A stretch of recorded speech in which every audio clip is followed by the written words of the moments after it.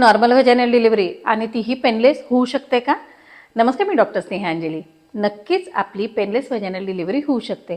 म्हणजेच काय हो, याला इपिड्युरल ॲनेस्थेसिया किंवा लेबर ॲनेस्थेसिया असं म्हटलं जातं.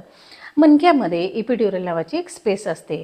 या इपिड्युरल स्पेसमध्ये एक छोटासा कॅथेटर टाकला जातो आणि वेगवेगळ्या प्रमाणामध्ये पेशंटला सहन होतील अशी काही भुलीची औषधं दिल्यानंतर गर्भाशयापासनं ज्या काही प्रसूती वेदना आपल्या मेंदूपर्यंत घेऊन जाणारे जे नर्व फायबर आहेत तर त्याला ब्लॉक केलं जातं. आता या गोष्टीमुळे ती गोष्ट मात्र पेनलेस होते, परंतु पेशंटच्या कळा, गर्भाशयाचं तोंड ओपन होणं ह्या मात्र आहे अशा नैसर्गिक पद्धतीने चालू राहतात. मग डिलिव्हरी करत असताना मात्र याचं व्यवस्थित मॉनिटरिंग लागतंच, परंतु पेशंटचे एफर्टसुद्धा लागतात. काही वेळेला जी अर्ज असते की मला आता प्रचंड दुखते आणि बाळ मला पुश आउट करायचे, ही अर्ज अचानक नाहीशी झाल्यामुळे पेशंट तेवढे म्हणावे असे पुश करत नाहीत. अशा वेळेला इन्स्ट्रुमेंटल डिलिव्हरी म्हणजेच काय, व्हेंट्यूज असेल किंवा फोरसेप्ससुद्धा लागू शकतो.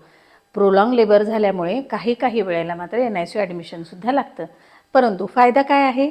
फक्त भीतीपोटी जर तुम्ही सीझर करत असाल आणि तुमचं पेल्विस ॲडिक्वेट आहे, बाळाचं वजन चांगलं आहे, प्रेझेंटेशन व्यवस्थित आहे आणि बाळाचे ठोके चांगले असतील तर फक्त भीतीपोटी मात्र सीझर करू नका. लेबर ॲनाल्जेसिसचा पर्याय नक्की यूज करा. धन्यवाद.